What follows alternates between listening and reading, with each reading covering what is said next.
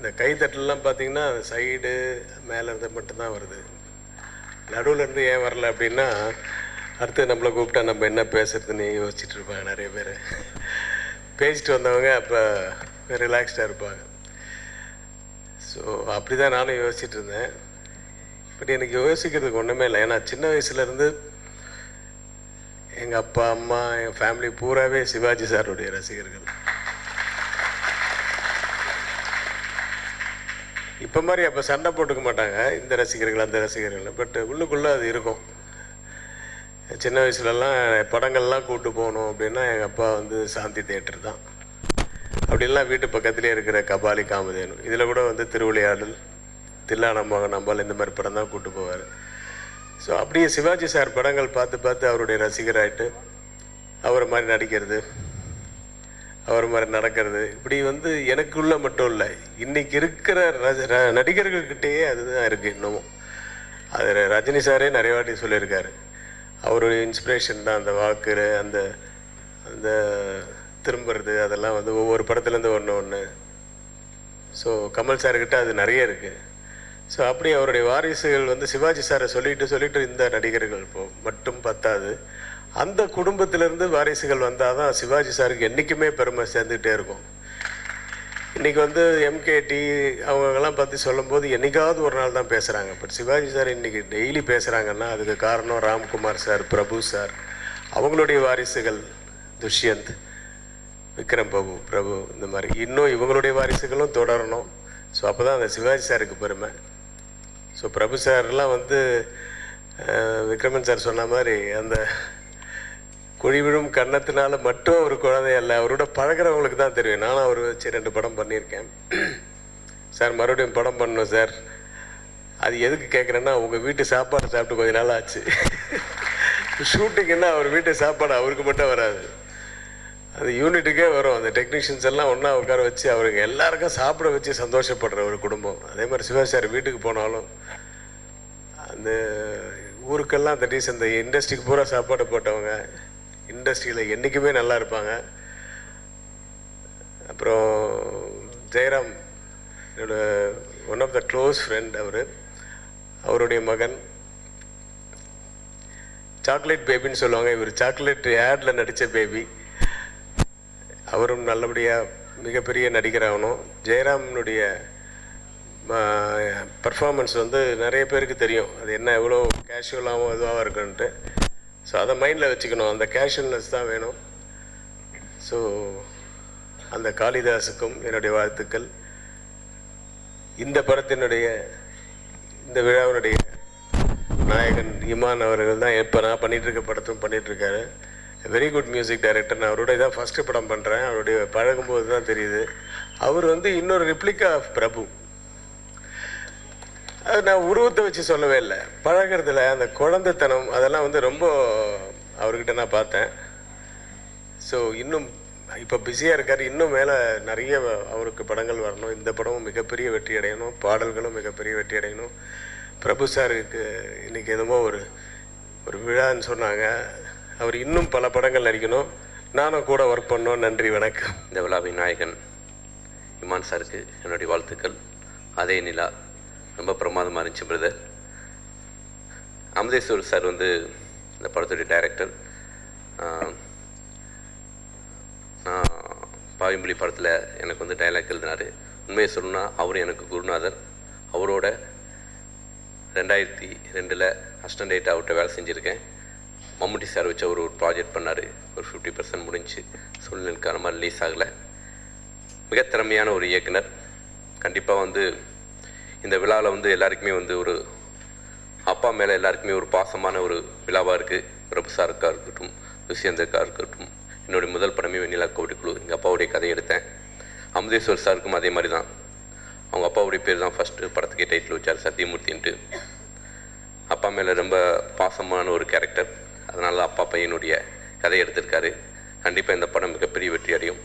இந்த படத்தில் நடித்த காளிதாஸ் எனக்கு வந்து ரொம்ப அவரை பிடிக்கும். அவரை வந்து கூப்பிட்டு இடையிலே நான் ஆஃபீஸில் கூப்பிட்டு பேசினேன், ஒரு ப்ராஜெக்ட் பண்ணுவோம். ஏன்னா இப்போ இருக்கக்கூடிய உண்மையை சொல்லணும்னா நிறைய பேருக்கு தெரியாது. இப்போ இருக்கக்கூடிய காலேஜ் பொண்ணுங்கள்கிட்ட நிறைய பேர்கிட்ட விசாரிக்கும்போது காளிதாஸ் மேலே பெரிய கிரேஸ் இருக்குது. அதனால் நிறைய காளிதாஸ்கான கண்டிப்பாக வந்து மிகப்பெரிய ஹீரோவாக வருவார். அவருக்கு என்னுடைய வாழ்த்துக்கள். முதல் படத்துலேயே ஹீரோயினி முதல் படத்துலேயே வெற்றி படமாக அமைஞ்சிச்சு. இந்த படம் மிகப்பெரிய வெற்றி படமாக அமையும். துஷ்யந்த் சார் வந்து ரொம்ப ஒரு ஃபஸ்ட்டு படம் ஒரு பெரிய டைரக்டரை வச்சு கண்டிப்பாக பண்ணியிருக்கலாம். அவர் நினச்சிருந்தா பெரிய ஹீரோக்களை வச்சு பண்ணியிருக்கலாம். ஒரு கதையை நம்பி ஒரு அழகாக ஒரு ப்ராஜெக்டை ஒரு 50 டேஸ்க்குள்ளே பண்ணி வெற்றிகரமாக முடித்து முதல்ல சத்யம் தேட்டரில் 8:30 எல்லாரையும் கூட்டிகிட்டு வரதே பெரிய விஷயம். அதையும் வெற்றிகரமாக கூட்டிகிட்டு வந்து இந்த விழா சிறப்பாக நடத்திட்டுருக்காங்க.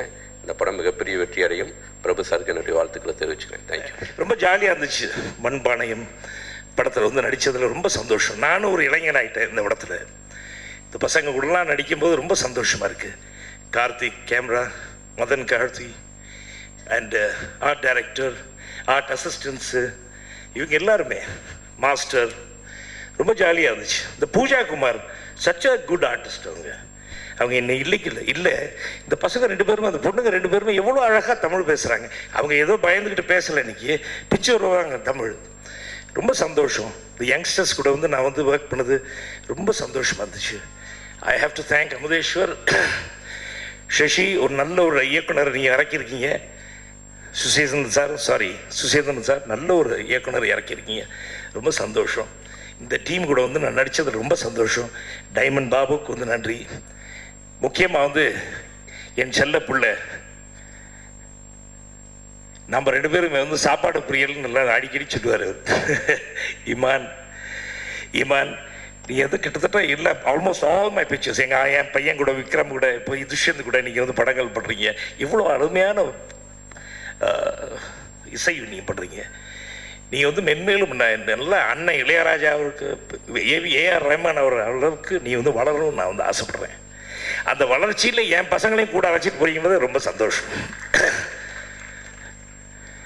அப்புறம் எனக்கு தெரியாது, திடீர்னு இவர் வந்து சொன்னார், மிஸ்டர் துஷ்யந்த் இது மாதிரி வந்து அப்போ அவங்க 200வது படம்னு, இது யார் இது கிளப்பி விட்டது? நம்ம டைமண்ட் பாபுவான்னு கேட்டேன். காலம் சென்ற என் ஐயா ஃபிலிம் நியூஸ் ஆனந்தன் அவர் சொன்னாராம். அவர் சொல்லி கொடுத்த ஐடியா தான் வந்து துஷ்யந்தும் டைமண்ட் பாபுவும் வந்து வச்சுருக்காங்க. அவரை நான் இந்த நேரத்தில் ரொம்ப மிஸ் பண்ணுறேன். இப்போ இருந்தாலும்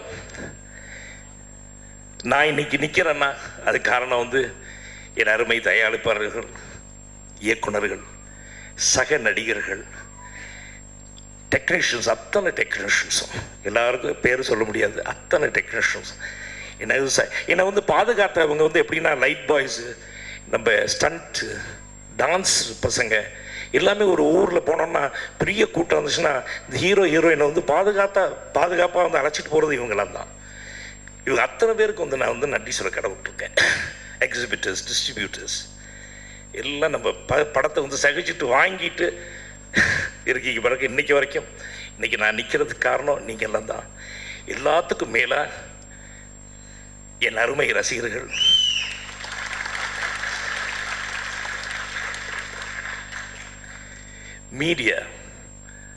மீடியா நண்பர்கள், ஊடக நண்பர்கள் எல்லாருமே வந்து என்னோட வளர்ச்சிக்கு நீங்களாம் தான் காரணமாக இருந்திருக்கீங்க. அப்பாவின் இதயங்கள் இன்னைக்கு வரைக்கும். அப்பா வந்து நம்மளை விட்டு போய் எத்தனையோ வருஷம் ஆச்சு. ஆனால் இன்றைக்கி எனக்காகவும் என் பிள்ளைகளுக்காக நீங்களாம் வந்து நிற்கிறீங்க பாருங்கள், ரொம்ப ரொம்ப சந்தோஷம்.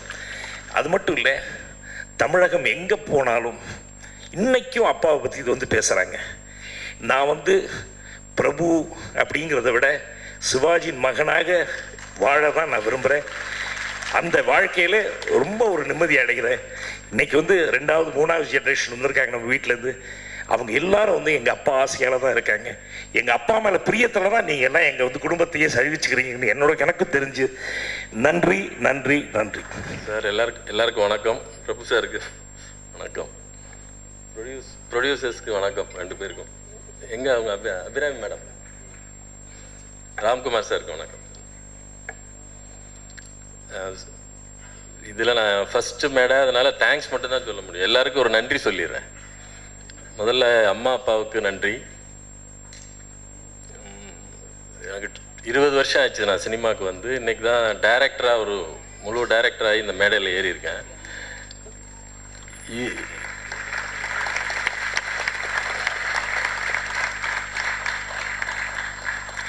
இருபது வருஷம் நம்ம ஆசைக்காக நம்ம வெயிட் பண்ணிட்டு இருக்கலாம். ஃபேமிலிலாம் வெயிட் பண்ணணும்னு அவசியம் இல்லை. ஆனால் வெயிட் பண்ணிட்டு இருந்ததுக்காக ஒய்ஃபு, ஃபேமிலி, குழந்தைங்கள், சொந்தம் எல்லாருக்கும் நன்றி. அதில் ஏறி இருக்க மேடை சாதாரண மேடை இல்லை அப்படின்னு தோணுச்சு. 20 வருஷம் இவ்வளோ தள்ளி போச்சே, என்ன படம் பண்ணுறோம் அப்படின்னு கேட்டால் அந்த மேடை மிகப்பெரிய மேடை. அதாவது ஊர்ல இருந்து கிளம்பி வர எல்லாருக்கும் ஒரு சிம்பிள் அப்படின்னா சிவாஜி சாரோட வீடு அன்னை இல்லம். ஊர்ல இருந்து இல்லை, உலகத்துல இருந்து யாராவது வந்தா கூட அந்த வீடு அப்படியே பார்த்துட்டு போறதே ஒரு பெரிய டூரிஸ்ட் ஸ்பாட் மாதிரி. நம்ம போற வழியில மெரினா பீச் பார்த்தோமா, மெட்ராஸ் போனா மெரினா பீச் பார்த்தோமா, சிவாஜி சார் வீடு பார்த்தோமா அப்படின்னு கேட்பாங்க. ஐயோ அதை பார்க்கலையா அப்படின்னு ஆயிரும் கடைசியில். ஆனா அந்த வீட்டில இருந்து வந்த சிவாஜி சாருடைய பேரனால தயாரிக்கப்படுற படத்தை நான் டைரக்ட் பண்ணுறது மிகப்பெரிய பெருமை. அதுக்கு அடுத்தது அதில் பிரபு சார் நடித்தது அதை விட பெரிய பெருமை. அதில் இன்னொரு சந்தோஷமான விஷயம் என்ன அப்படின்னு சொன்னால், துஷ்யந்த் சாரோட பையன் இஷான், அவரும் இந்த படத்தில் அறிமுகப்படுத்தியிருக்கோம் நாங்கள். அவர் சாங்கில் பண்ணியிருக்காரு, அழகாக டப்பிங் பேசியிருக்காரு, அம்மா நிலான்னு 2 வார்த்தை பேசியிருக்காரு. அது மிகப்பெரிய பெருமை. இப்படி நிறைய பெருமைகள் இருக்குது இதில். ராம்குமார் சார் முதல்ல கதை கேட்பாரோன்னு ஒரு பயம் எனக்கு இருந்துச்சு. எல்லாரும் அமைதியாக உள்ளே இருந்தால் கூட ஒரு பயம் இருக்கும்ல, அது இருந்துச்சு. சார் கேட்கவே இல்லை. எங்களுக்கு ஒரு பெரிய பரீட்சையாக இருந்தது சார் படத்தை பார்க்குறது. எல்லாம் முடிஞ்சிட்டு படத்தை ஃபுல்லாக போட்டு காமிச்சோம். ரொம்ப சந்தோஷம், ரொம்ப நல்லா இருக்குன்னு சொல்லிட்டாரு. கிட்டத்தட்ட நான் என் சைடுக்கு பாஸ் ஆகிட்டேன். அதுக்கப்புறம் மற்றதெல்லாம் இனிமேல் நடக்கணும்னு நான் எதிர்பார்க்குறேன். இதில் ப்ரொடியூசர் எனக்கு கிடைச்சதுக்கு மிக முக்கிய காரணம் ஆனந்த் சார், இந்த ப்ரொடக்ஷன் எக்ஸிக்யூட்டிவ். அவர் தான் என்னை அறிமுகப்படுத்தினது. அறிமுகப்படுத்தின அன்னையிலேருந்து இந்த படம் ஆரம்பிச்சிருச்சு. ஒரு நாள் கூட லேட் இல்லை. வந்தோம், கதை சொன்னோம். ரொம்ப ஆச்சரியமான விஷயம், ஆர்டிஸ்ட் நம்ம தேடி போய் கதை சொல்லிட்டு வர்றதுங்கிறது மாதிரி இல்லாமல் வந்தோன்னே ஒரு ப்ரொடக்ஷன் கம்பெனிக்குள்ளே போகிறோம், பெரிய சிவாஜி ப்ரொடக்ஷன்ஸ்குள்ளே. அதில் இசான் ப்ரொடக்ஷன்ஸில் ப்ரொடியூசர் இருக்கார், ஹீரோ காளிதாஸ், எல்லோரும் சேர்ந்து சிவாஜி சார், இவர் சின்னமுத்து சார், அவர், அப்புறம் ஆர்ட் டைரக்டர் பிரபாகர் சார், இவங்க எல்லோரும் உட்காந்து கதை கேட்டாங்க. கேட்ட உடனே பிடிச்சிருச்சு. பிடிச்ச உடனே கேஸ்ட் அண்ட் குரூப் பேசுகிறோம். அதுக்கு முன்னாடியே அதில் ஒரு ஆச்சரியம் நடந்தது. என்ன அப்படின்னா, நான் சிரஞ்சீவி சாருக்கு கதை சொன்னேன். அவரோட தம்பி பையனுக்காக அவர் கதை கேட்டார். அப்போ சொல்லும்போது அப்பா கேரக்டர் யார் அப்படின்னு கேட்டார். அவர் ரொம்ப யோசிச்சு பார்த்தாரு. நான் யோசிக்கவே இல்லை. எனக்கு தெரியும் ஒரே ஒருத்தர் தான் பிரபு சார்னு சொல்லிட்டேன். அவரும் ஆமாம் வேறு யாருமே இல்லை இது பண்ணுறதுக்குன்னு கேட்டார். அது என்ன காரணம் நீங்கள் படம் பார்க்கும்போது தான் தெரியும். அதுக்கப்புறம் இங்கே வந்ததுக்கப்புறம் வேற ஒரு ஹீரோ சித்தார்த்துக்கு போய் கதை சொல்லிட்டு பிரபு சாரை போய் பார்த்து ஃபாதருக்கு சொல்லிட்டேன். இது நடக்கிறது, இந்த ஃபாதருக்கு பிரபு சார் கதை சொல்லி 1 வீக்கில் நான் இஷான் ப்ரொடக்ஷன்ஸில் துஷ்யந்த் சாரை சந்திக்கிறேன். இதுக்கும் சம்மந்தமே கிடையாது. ஆனந்த் சாரை கூட்டிகிட்டு போய் பிரபு சார் கதை சொல்லி அப்பாவுக்கு அவருக்கு ரொம்ப கதை பிடிச்சிருக்குன்னு சொன்னதுக்கு அப்புறம் இஷான் ப்ரொடக்ஷன்ஸுக்கு கதை சொன்னால் அப்பா யாருன்னா பிரபு சார் அப்பா. அதை கனெக்ட் ஆகுது ஏதோ ஒரு விதத்தில், எல்லாமே கடகடன் கனெக்ட் ஆயிடுச்சு. 19 years யங் பாய் அப்படின்னு சொல்லிட்டு நம்ம சொன்ன ஹீரோஸ்க்கு கொஞ்சம் கூட இருக்கலாம். அதுவும் கரெக்டாக பார்த்தா காளிதாஸ் செஞ்சு வச்ச மாதிரி ஒரு ஹீரோ இந்த கேரக்டருக்கு. அப்புறம் காளிதாஸ்க்கு பேரா ஒரு ஹீரோயின் பண்ணோன்னா ஃபேஸ்லாம் பெருசாக இருக்கக்கூடாது, ரொம்ப ஹார்டாக இருக்கக்கூடாது. இப்படிலாம் தேடி பார்த்தோன்னா ஆஷ்னாவை கடைசியில் தேடி கண்டுபிடிச்சோம். ஆஷ்னா கதை கேட்டுட்டு வெளியில் போய் நாங்கள் கிட்டத்தட்ட ஒரு 1 hour உள்ளே பேசிட்டு வெளியில் போனால் கேட்டு பக்கத்தில் நின்றுட்டு இருக்கு. இந்த மேனேஜர்கிட்ட பேசிகிட்டு இருக்கு. எனக்கு சம்பளத்தை பற்றி தெரியாது, எனக்கு எதை பற்றியும் தெரியாது, நான் அந்த ப்ராஜெக்டில் ஒர்க் பண்ணும், இதை பேசி இப்போவே முடிச்சு எனக்கு சொல்லுன்னு நைட்டு 9:30க்கு. உடனே அவங்க எதோ பேசி முடிஞ்சு வந்துட்டாங்க. அதுக்கப்புறம் எல்லாரும் இதே மாதிரி பூஜா குமார் அவங்க நிறையா ஹீரோயின்ஸ் சிலர்லாம் பேசணும். அவங்கெல்லாம் ஒவ்வொரு காரணம் சொன்னாங்க. பூஜா குமார் ஸ்கிரிப்ட் அனுப்பிச்சோம், பிரபு சாருக்கு இந்த டீட்டெயில்ஸ் சொன்னதுக்கப்புறம் கதையை கேட்டு ஃபுல்லாக மொத்த டைலாகும் ஆஷ்னாவும் பூஜா குமாரும் எங்களுக்கு நான் இந்த தங்கிலீஷில் எழுதி அனுப்பிச்சோம். ஃபுல்லாக மனப்பாடம் பண்ணிட்டு ஸ்பாட்டில் அப்படியே டைலாக் மாறாமல் பேசினாங்க. பட்டனை தட்டினா போதும் டைலாக் வந்துடும். மொத்த படத்தோட டைலாக் 2 பேருக்கும் தெரியும். எனக்கு ஞாபகம் இருக்கான்னு தெரியாது, ஆனால் இவங்க 2 பேருக்கும் தெரியும்.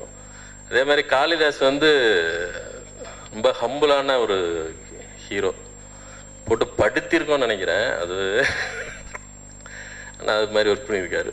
பிரபு சார் கூட ஒர்க் பண்ணது பேரண்டல் கைடன்ஸ்ன்னு படத்தில் போடுவாங்க இல்லை, அது மாதிரி கம்ஃபர்ட் ஜோன். அப்படி ஒரு கம்ஃபர்ட் ஜோனு. அப்படியே ஒரு டோட்டலாகவே ஒரு குடும்பத்தோடய இருந்துட்டு என்னன்னா நான் இப்போ இந்த சொன்னேன்ல எனக்கு மாமா அத்தை சொந்தங்கள் எல்லாரையுமே நான் தேங்க்ஸ் பண்ணணும்னு ஆசை. நான் ஒரு 100 லிஸ்ட் இருக்குது, ஆனால் அது டைம் இல்லை. அந்த மாதிரி ஒரு சுச்சுவேஷனில் இருக்குது அல்லது அது மாதிரி வளர்ந்ததுனாலே என்னையும் இந்த குடும்பத்துக்குள்ளே வந்து படம் கூட நமக்கு ப்ரொஃபஷன் கூட அதே ரூட்டில் கூட்டிகிட்டு போகுது. அது ஆச்சரியமாக இருந்துச்சு. உள்ளே வந்ததுக்கப்புறம் பார்த்தா இந்த குடும்பம் ஃபேமிலியை வந்து நம்ம பயங்கர பிரமிப்பாக ஒருத்தரை அப்படியே நிலாவா சூரியனை பார்த்துக்கிட்டு இருக்கவங்க ரொம்ப கேஷுவலாக எப்படி இருக்கீங்க வாங்க அப்படின்னு சொல்லி கூப்பிட்டு போகிறது இருக்குல்ல, அது பயங்கர ஆச்சரியம். அந்த ஆச்சரியம் தான் எனக்கு. மற்ற எல்லாத்தோடையும் இந்த ஆச்சரியம் இன்னமும் தீரலை, இன்னமும் அப்படியே இருக்குது. இதில் ஒர்க் பண்ண டெக்னீஷியன்ஸ் பற்றி பேசணும்னு சொன்னால் ஃபஸ்ட்டு என்னோட சினிமாட்டோகிராஃபர் லக்ஷ்மன் சுசி இன்ட்ரடியூஸ் பண்ணார். வேற ஒருத்தரெல்லாம் பேசிகிட்டு இருந்தோம். திடீர்னு நாளைக்கு மலேசியாவுக்கு லொக்கேஷன் பார்க்க போனோம். அவர் ஏதோ வேற ஒரு படம் இது இருக்குது சுசி, எனக்கு தெரியாது, நீ வந்து ஏதாவது ஒன்று ஃபிக்ஸ்டாக சொல்லு, திருப்பி வேற ஒரு ஆளை மாற்ற முடியாதுன்னு சொன்னேன் சுசிட்ட. உடனே லக்ஷ்மன் உங்க கூட கரெக்டாக இருப்பார் சார்னு. எனக்கு அது தெரியாது, நீ சொல்கிற ஓகே, ஆனால் லக்ஷ்மனை பாஸ்போர்ட் எடுத்துகிட்டு வர சொல்லு. பாஸ்போர்ட்டோட வந்தாங்க, பேசி முடிச்சுட்டு அடுத்த நாள் மலேசியா விசா வாங்கிட்டு மலேசியா கிளம்பிட்டோம். Prabhakar sir art director, excellent art director. அவர் ஸ்கிரிப்ட் பிடிக்கலன்னு சொல்லியிருந்தா ஒரு வேளை படம் பண்ணியிருக்க மாட்டாங்க. அவ்வளவு நான் ப்ராஜெக்டை ஒரு மாதிரி ஃபார்ம் பண்ணி அழகாக பண்ணிட்டாங்க. அதுக்கப்புறம் நம்ம ஃபைட் மாஸ்டர் தினேஷ் மாஸ்டர், அவ்வளோ ஒரு கம்ஃபர்ட்டு, அவ்வளோ இதில் ஒரு கார் ரேஸ்லாம் எடுத்தோம்.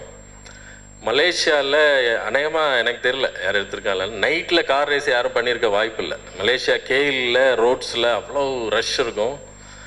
அது எங்களுக்காக நடந்துச்சான்னு அடிக்கடி சிவாஜி சார் சொல்லுவார், சின்னமுத்து சார் சொல்லுவார், உங்களுக்கு சாரோட அனுகிரகம் ஆரம்பத்துலேருந்து அவர் உங்களுக்கு கையை பிடிச்சி உள்ளே கூட்டிகிட்டு வந்துட்டாரா என்னன்னு தெரில, அப்படியே ட்ராவல் ஆகி போயிட்டே இருக்குது. சிவாஜி சாருடைய ஆசி உங்களுக்கு முன்னாடி போயிட்டே இருக்குன்னு சொல்லுவார். அது நடந்துகிட்டே இருந்துச்சு.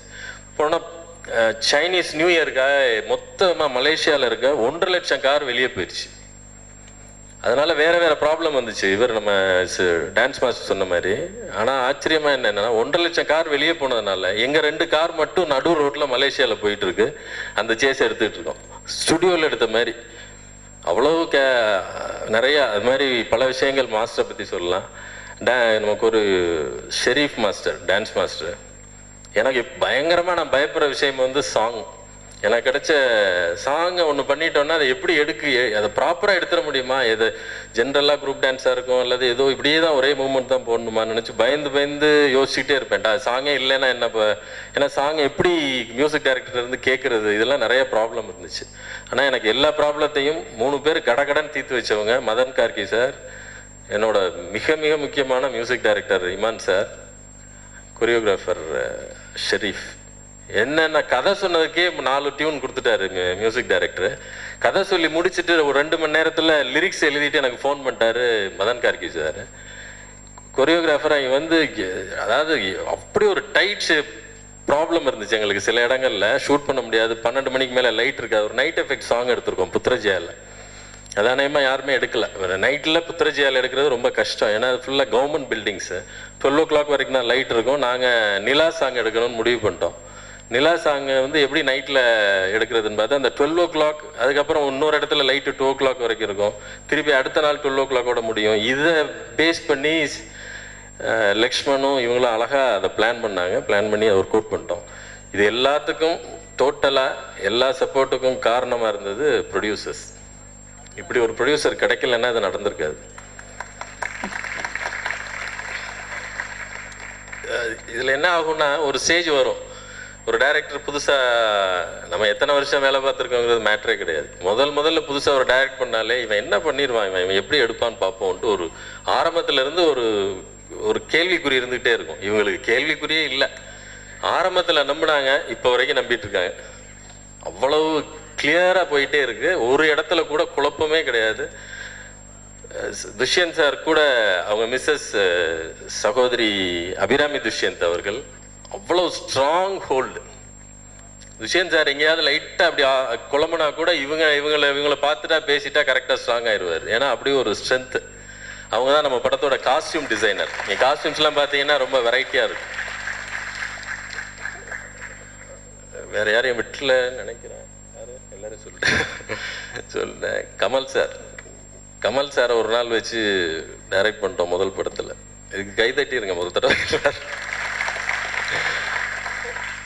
அவர் வந்தார் காலேஜ் போய் நாங்கள் போய் சார் போய் ராம்குமார் சார் கூட தான் போனாங்க, எதுவுமே கேட்கல. இப்போ துஷ்யந்த் சார் போனதுனால ஃபேமிலிக்காக எதுவுமே கேட்கல, நம்ம கதை சொல்லிலாம் ஒன்றும் மயக்கிடல. கேட்டாங்க உடனே நான் நடிக்கிறேன், அவ்வளோதான். இவங்க மேலே இருக்க கான்ஃபிடென்ஸ். எப்போ வரணும் ஷூட்டிங்க்கு? 8:30. ஸ்கிரிப்டுக்கு டைலாக் கொடுத்தோம். என்னைக்கு சார்? என்னைக்கு ஷூட்டிங்? 8:30 morning shooting. நாங்கள் ஒரு இடத்துல வச்சுருந்தோம். 8:30க்கு ஒரு கார் உள்ளே என்ட்ரி ஆச்சு. 8:25க்கு கேரவானுக்குள்ளே கமல் சார் போயிருக்காரு. நாங்கள் அதுக்குள்ளே வேறு ஒரு ஷூட் பண்ணிகிட்டு இருந்தோம். சார், பிரபு சார், ஒய்ஜி மகேந்திரன் சார், எல்லோரும் சார். 8:25க்கு பாஸ்கர், நம்ம அசோசியேட் பாஸ்கர் போய் சார்ட்ட டைலாக் கொடுக்குறாரு. அது வாங்கி படிச்சுட்டு, சார் இந்த ஷூட் பண்ணிருக்காப்புல, இப்போ டேரக்டர் வந்து உங்களுக்கு சொல்லிடுவாப்புல. இல்லை நான் வந்துடுறேன்னு சொல்லிட்டு பாஸ்கர் இங்கே வர்றதுக்குள்ளே அவர் ஃபுல் காஸ்டியூமோட வந்துட்டார். 8:30க்கு ஸ்பாட்டில் வித் காஸ்டியூம் வந்து வெயிலில், அப்படி கடற்கரை பயங்கரமான வெயில், அதில் ஷீட் மட்டும் போட்டிருந்தோம். 8:30க்கு உள்ளே வந்தவர் ஈவினிங் 6:30 வரைக்கும் அங்கே தான் இருந்தார். ஒரு நிமிஷம் கூட அவர் வேஸ்ட் பண்ணவோ, அவர்னால நமக்கு எந்த விதமான டைம் வேஸ்ட்டும் ஆயிடக்கூடாதுன்றதுல அவ்வளோ ஸ்ட்ராங்காக இருந்தார். அப்போ என்கிட்ட கூட எனக்கு குங்குமத்தில் ஒரு சின்ன இன்டர்வியூ கேட்டாங்க. அப்போ கேட்டாங்க, எனக்கு கமல் சார் உங்களுக்கு என்ன சொன்னார், என்ன இதுன்ட்டு. எனக்கு எதுவுமே சொல்ல. என் அப்பா ஒரு இது பண்ணுவார், அவர் வந்து என்னென்னா எதுவுமே சொல்ல மாட்டார், செஞ்சு காட்டிகிட்டே போயிட்டார், இறந்து போயிட்டார். நடந்து மட்டும்தான் காட்டுவார், எதுவுமே சொல்ல மாட்டார் அறிவுரை. அது மாதிரி கமல் சார் சொல்லவே இல்லை, ஆனால் நிறைய சொல்லிட்டு போயிட்டார். அது மட்டும் எங்களுக்கு தெரிஞ்சிருச்சு. இது நிறைய ஏகப்பட்டதாக கற்றுக்கிற விஷயம். பிரபு சார்ட்ட இருந்து நாங்கள் ஒரு 15-20 நாள் ஒரு ட்ராவல் இருந்துச்சுல்ல, கமல் சார்ட்ட இருந்து வேறு ஒரு விதமான ஒரு நாள் ட்ராவல் இருந்துச்சு. ஒரு அருமையான வாய்ப்பை எனக்கு கொடுத்த தயாரிப்பாளர்களுக்கும், மற்ற இதில் நடித்த எல்லா நடிகர்களுக்கும், டெக்னீஷியன்ஸ் எல்லாருக்கும், இதுவரைக்கும் எனக்கு சப்போர்ட் பண்ண ஃப்ரெண்ட்ஸ் எல்லாருக்கும், சுசிக்கு ஸ்பெஷல் தேங்க்ஸ். ஏன்னா சுசியோட பாய்மொழி எழுதுனதுக்கப்புறம் தான் எனக்கு டக்குன்னு ஒரு அட்ரஸ் கிடச்சி. இப்போ சாரே, பிரபு சாரோ இல்லை யாரோ கேட்டால் யாருன்னு ஒன்று வேணும்ல, நமக்கு அது ப்ராப்பராக கிடச்சிருச்சு. அதனால் எல்லாருக்கும் தேங்க்ஸ், நன்றி. முருகனுக்கு அரோகரா. முருக பக்தரா? ஆமா.